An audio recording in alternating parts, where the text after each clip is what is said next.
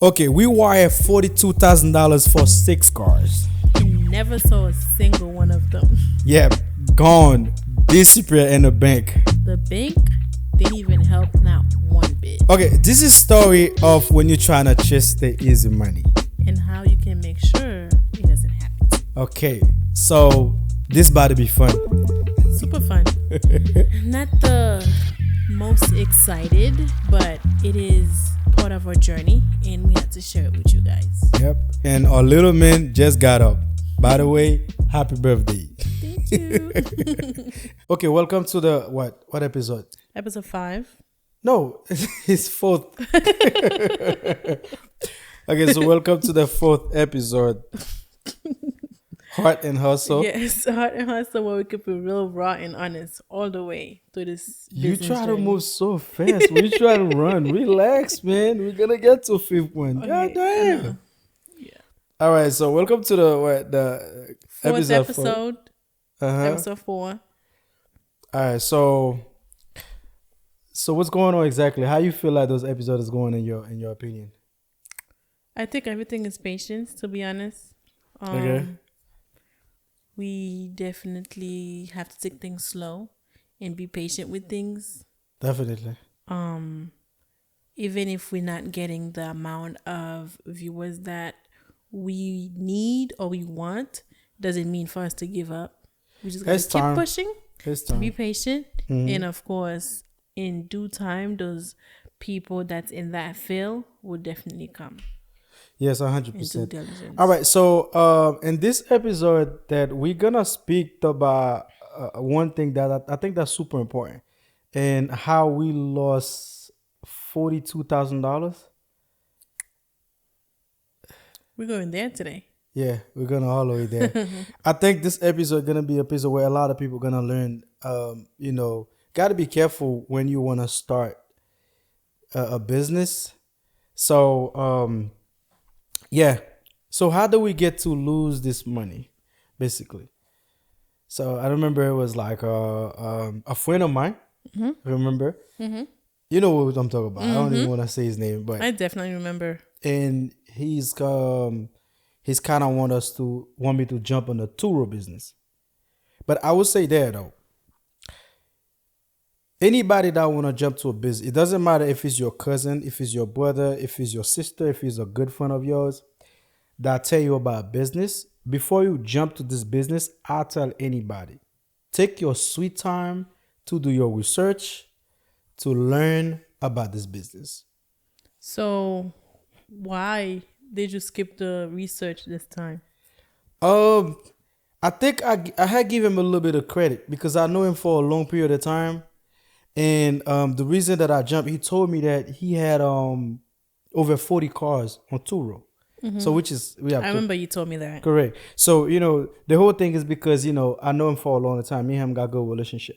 So because we got a good relationship, when he told me about the business, and I didn't jump right away, is the consistency of him pushing me. The peer pressure. Yeah, he was giving me that make me run and jump to this business. So now it was a Turo business, and for people who don't know what Turo is It's an application an app. where you can rent cars from. Correct. It's an app just like Airbnb. Oh, okay. Correct. Just like Airbnb. You see Airbnb, you got your property, Right. and you can rent your property to somebody. So Turo is the same thing. The car is your property. You can rent it to somebody instead of go to the To the dealership? to the dealership, not the dealership, to the What am I rental saying? car, Yes. So, and you can just use your car to do that.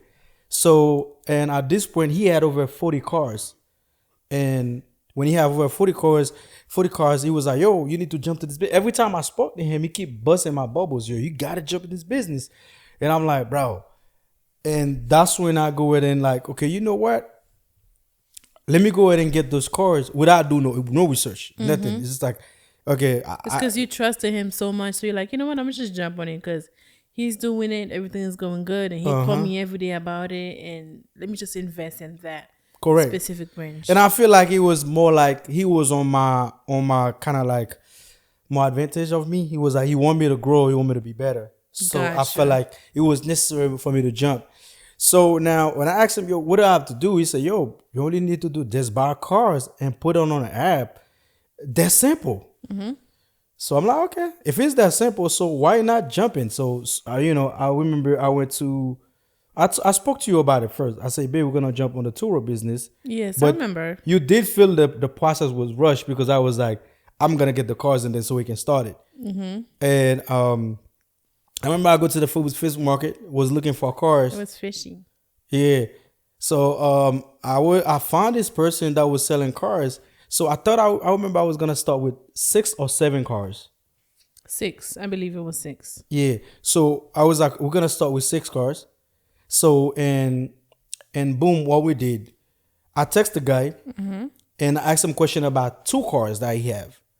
So he asked me, how many cars you actually want? So I said, yo, I need about like 6 to 7 cars if I got a good deal. So the price was supposed to be 48 or $49,000. So he say he can talk to his boss where they can drop it to 42. $42,000. So my dumb self thought, everything was good and gravy. I said, give me your number. He gave me his number. Remember, I have his number. I was calling him, talk to him and everything. So he was like, yeah. He sent me an invoice showing me how much it would be when he talked to the top dog. And they say it could be $42,000. So there's one thing I want people to understand too. I don't want people to think like, yo, you kind of really don't care because you just moving like that. But you know the thing, I did a little bit of research of the company. So the company that you have, I put the company on Google. The place the guy was Michigan too. So I put the place on Google. I think the name of the place he was using, it was a Ford.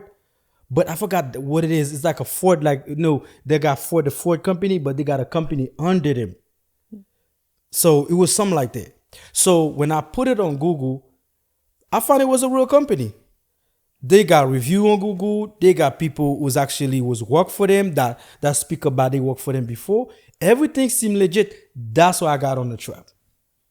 You know what I'm saying? And what was the next process that you did? So the next thing what happened, he was like, okay, we have to send the money. So the process of send the money, so we had to wire the money. Most of the time, if you're going to do like 42, 45, over 10, 15, $20,000, most of the time you're going to have to be wired. Okay. Do you feel like when you wired that money, like, were you nervous, scared, have any second thought? Actually, I didn't. I'm going to be honest. I don't want to say it's the reckless of me. I'm gonna be honest. Yeah, I don't want to say it's the reckless of me, but I feel like the reason I didn't really worry or anything is a couple reasons. The first reason was I feel like I did a little bit of research of the guy, and I feel like I see things look normal, seem normal. So would you say you were more excited knowing that, okay, like, I'm about to wire the money, I'm gonna get those cars and start the business? You was excited? Nah, I wasn't. It's one of the business that I was not excited about it because I felt like I was being pressured and being pushed to do it. Gotcha. So it's not like it was me that said, I'm going to do this. No, it wasn't. I know about the business. My cousin was doing the business, so was doing Turo, but I was not a fan of jump myself to do it. But the pressure that I was getting from him, feel like I had to do it. So I went to the bank and trying to wire the money. So I remember the teller told me, yo, when you wire the money, if anything goes wrong, you can't get it back. Right. So, but I did ask him, I said, bro, that's over $40,000 I'm wired. He say, that's a lot of money. He say, sometimes the bank be able to work with you if anything goes wrong or whatever. So that give me a little bit of confidence. But the whole time I didn't see no red flag. So we wired the money to the guy. And after we done wire the money, he sent me his information. I wired the money. He said you receive it. What really mixed up the whole thing was soon I wired the money, I had to go to Colombia. I don't know if you remember. It was around that same time. Yeah. Gotcha. So I didn't even, after I wired the money, I don't even think that I last a good 2 weeks. No, I went like 2 days later after I wired the money. And the reason I had to go to Colombia because I had to do the root canal in my teeth. my tooth, and that's how I went there. So when I went there, I remember I told you, yo, keep an eye on the guy if he when he sent the cards and everything when you received him. So I left. When I got to Colombia, I didn't hit him up the first day because I know he had to arrange everything or whatever. The second day, I reached out to him. He said, "Yeah, the car gonna be on his way." So I'm like, "Okay, cool." What? 2, 3, 4, 5 days?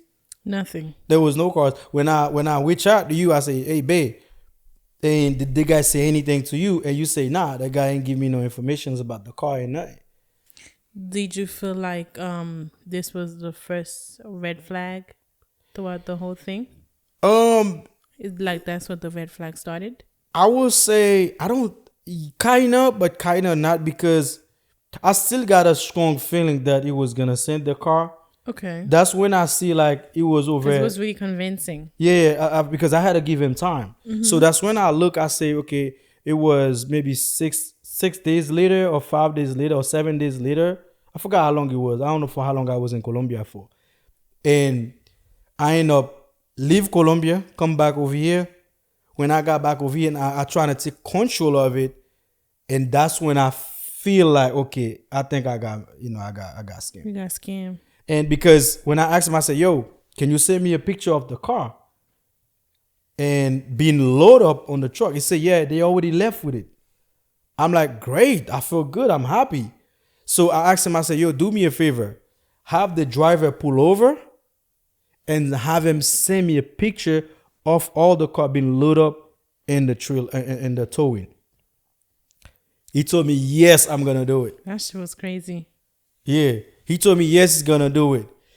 That's when I see he could have not done that. That's when I got that. That's when I know, okay, I got scammed. That's when I know I got scammed. And then I remember what I did again. What I did, I think I went back to the bank. You had to win. No, I think he had to call the bank. It was like a whole back and forth trying to see. You had to call the bank trying to figure out, like, okay, if it is a scam for real, how they can help you, what can you do about it, and so on. So yeah, I remember I called him. You called first. Yeah, I called him and trying to make a claim and telling them that, hey, here's the situation. So I remember they made me talk to an investigator. I'm laughing because I talked to her. She get all the information about the claim. Till now, I never heard back from her. And then when you call back again, it was the same thing. Yeah, every time I call, they say, yeah, they're working on it. I remember I keep calling. And the funny thing about it is, I remember I called and I got frustrated because I was like, yo, is it bank-to-bank situation? They keep telling me they have to email them instead of call them. I say, yo, bro, if you're a bank, this is not a bank. You got a investigation department. Your bank got an investigation department, and this bank have an investigation department. So you guys should be able to communicate easy. Right. You can just make one phone call, and you know what I'm saying? Y'all could have stopped it right there. Right. And you would think a bank-to-bank transaction will be safer, right? Yeah. I feel like most banks are scammers, in my opinion. You know, I would not suggest anybody to. I'm not suggesting anybody to keep your money in the bank. You know, because when you leave your money in your bank, it's just like they use their money to make money while they not give you nothing out of it. And you know, it's one of the situations where I remember we paid somebody at the bank. She was supposed to get paid. She was supposed to keep calling them for us and trying to get, you know, the informations about what happened. And she could have get no response. And until now, it's just like a money that just go to trash that, you know, I never can get nothing about it. And I would say in this situation that anybody who wanna do a business, you definitely have to do your research first. It doesn't matter how much you trust anyone. It doesn't matter who it is. That if the person say, yeah, you know, you can't just jump in this business because I'm making money and stuff like that. I feel like you should just go with your gut. You know what I'm Right. saying? If you're, And then never invest big because of peer pressure. yeah, You know what I'm saying? Because if you had like really took your time and did the exact research that you needed to do, right? And then you would have moved on your own timing instead of getting that pressure from your friend. You would never make this mistake, because knowing you, I know whatever you're doing, you always make sure that you think 10 step ahead. yeah. Another thing too, sometimes when you have money in your hands, and I'm gonna throw that out there, when you have a lot of money in your hands, it's just like you make reckless decision. Speaking of decision, right? I want to ask you a question. Oh. What would you have tell yourself before wiring that money if you had the chance to? Damn. First, I would not wire the money. That's the first thing I would tell anybody who, if you're doing a business where you have to wire somebody a money or you have to do anything. I mean, if it's something that you super trust the person, you got a good relationship with the person. I would not say you have to do what I'm about to say, but I would be, if I had to do this thing over, if I can spend $42,000 on those cars, I think I have enough money to just take a flight to go to Right. Michigan and go see the car, Okay. making sure it's not a scam, and pay the money. Just like the same thing we do with the food truck. Right. We didn't wire the money. We was in Florida when we do it. You know what I'm saying? We went and see the trailer that we want. We see the place, everything look legit. And then that's when we go ahead and Make the transaction. make the transaction. You get what I'm course. saying? So I think I would say I would not wire the money until I go down there and see the car. And I don't even want to go about I should do more research, or the best thing to do is, if you're gonna spend $40,000 over $20,000, get your ticket, go to the place, get your hotel. Even if you spend $1,000 on a trip, at least you save yourself the trouble. Yep, because the banks don't always protect you. No, bank don't protect you. And you know what funny thing about it? I have a strong feeling. The bank might receive the money, but since you on the outside that you don't know what's going on, That'd be really messed up. and I feel like they do a lot of people like that. A lot of people who got scammed from those bank, or something happened for the bank, most of the time I feel like the bank get the money back. It's a matter of how much pressure you give them. If you threaten them by suing them, I think that's when they probably want to find a way to give you your money back. Maybe. You know what I'm saying? Definitely. I just have a strong, and I have the other situation. We're gonna talk about it to another episode, when we give Chase over $40,000 Oh yeah, for the investment. for the investment. We're gonna talk about the situation another time. It's the same thing again. I feel like those banks, it's just like once they see you have a bank account, or probably see you black or whatever, they feel like the money you have, you don't deserve to have it. If you make one little mistake, it just fall on you. It just fall You're on lost. you. Yeah. Definitely you're I think that lost. was was one of the big loss, and it's I every mean, I know some people lost way more, but this was our experience, of course. And if you're watching this, maybe our story can help you from losing a whole chunk of money. facts. And another thing about it too, and by me was not doing my research on that business. I'm a Turo business.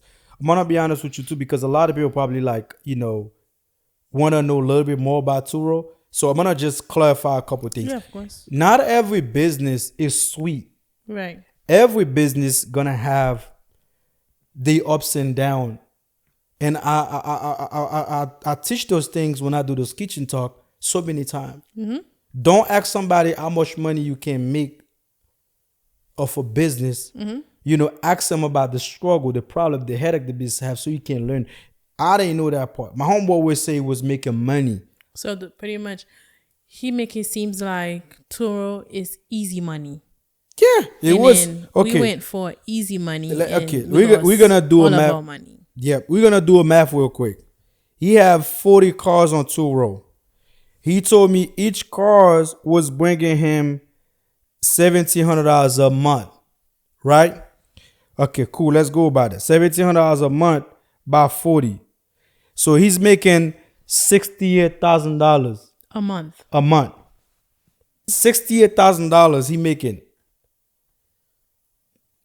But, insurance, car washing, and a whole bunch of stuff.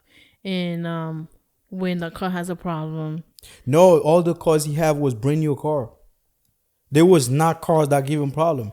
And one thing about Turo too, I'm gonna tell people, because since we're in the topic, I want to share this to all the people. Is it's not a easy, it's a good business, but you still gotta deal with customer service. definitely, People can give you bad reviews. you got to be available for your clients. Yeah, you gotta be available to speak to the client whenever they have emergency. And also, you have to always making sure that they happy with the service they get, so they can give you a good review. One bad review can make nobody wanna Sure. book you. And on top of It's that, pretty much every business you're doing, to be honest, when it comes to this review stuff. yeah.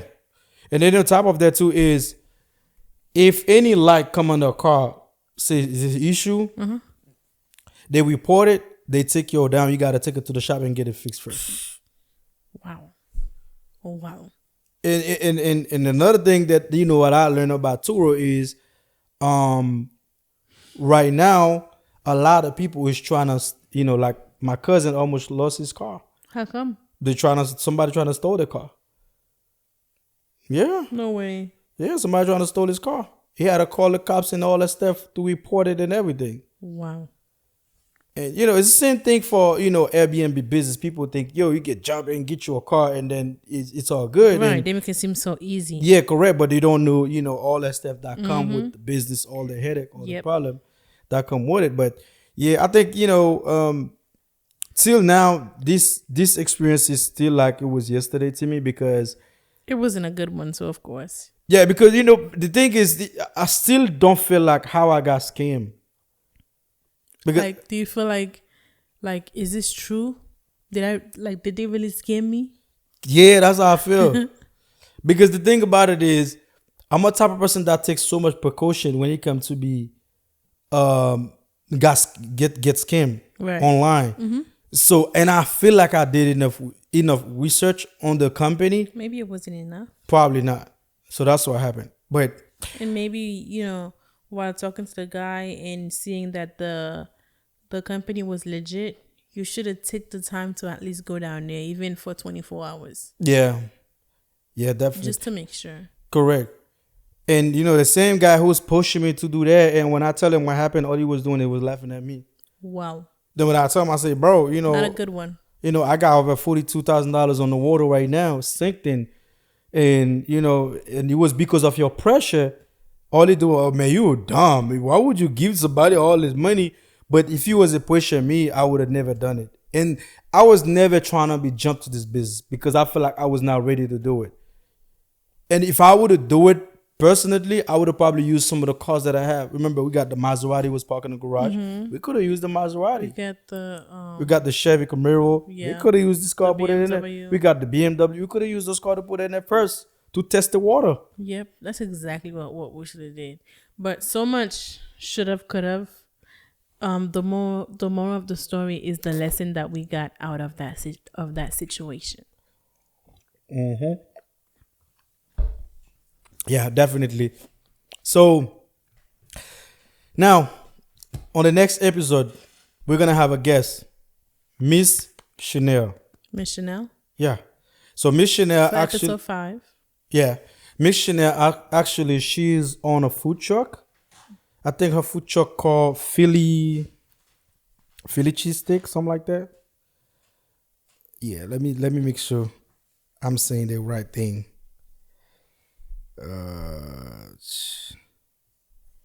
No, her food truck calls Philly Creation. That's what they call it. Philly Creation. She Philly Creation. yeah, and Ooh, she's excited. eh? Excited. Yeah, definitely. She have a lot of story, man. It's a lot we about to talk to her. I want to know about her journey, being having a food truck, everything about what she ever done, her license, her personal life, everything. I think it's gonna be a great. Anything she's comfortable telling us, then we excited to hear. Yeah, And definitely. to also share with our viewers as well. So make sure you guys are tuned in for episode That's gonna be 5. the next episode, and then we plan to have her actually do. She's gonna come back for a cooking show. Ooh. So she's gonna do the show with us, the Uh-huh. episode, and then she come back. I don't know which, probably the next following up one. We might bring her for the cooking show. Excited. And for the 5th episode, we're gonna have Big Jerk with us too. What you mean? It's gonna be there for the cooking show. Okay. So it's gonna be really nice. It's gonna be Magic great. is about to happen. Oh yeah, definitely. All right, so I think this story, man, I would say anybody who wanna start a business, don't throw money in the trash like I did, and always do your research first before you jump to a time. business. And always great to ask somebody questions. If you know somebody in that field, give him a call, give him a DM, ask them can they give you any information about business before you jump to it. Because if I was kind of like talk to anybody, they probably would have told me, yo, do you think it's a good feeling to just Big facts. Because like Solomon said, always go with your gut feelings. Not because you have 20 people saying, why you're not doing this? Are you scared? Just go with your own time.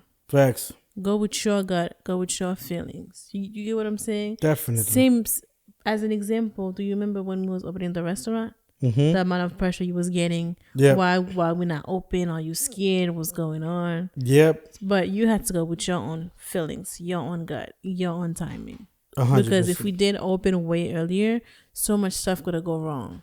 So I'm just glad that, you listen to yourself and you listen to your gut. Oh yeah, I don't make that mistake again. I only make mistake one time. As soon that happened, I'm like, yo, I'm not gonna jump until I feel like I'm ready to jump. Nobody gonna be big jump. As soon that I jump is because I'm ready to jump. And the craziest thing is a lot of people move like that.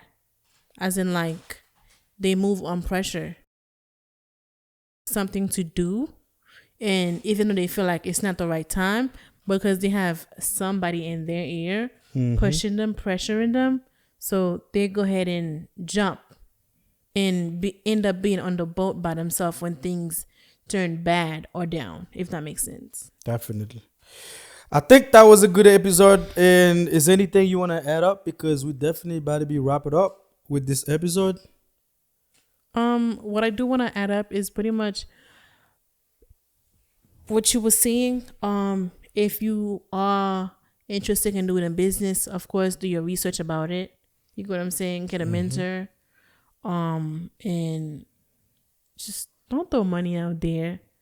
Don't do big investment without being 100% sure, or without signing papers, or making sure that the business is legit. 100%. You know what I'm saying? But after that, we appreciate you guys. We love you.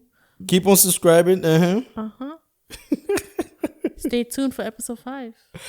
All right, so the episode 5 is gonna be super interesting. So if you Epic. watch this one, make sure you follow us Instagram, TikTok, Facebook, YouTube, wherever you get to see this.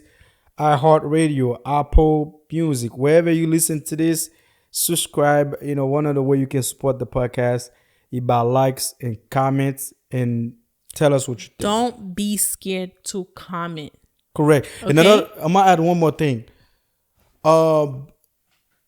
If you ever have a story similar like us, where you lost money and by trying to start a business, I want you to comment this in the comment section, because I wanna make sure that we're not alone in the boat. We're not the only one. People's probably watching us like, yeah, so fucking stupid for just losing all that. Yeah, but that's a money, part of business. You're gonna have to take a loss to win money. All right, so we're gonna catch everybody on the next episode. So thank you for watching. See ya. All right.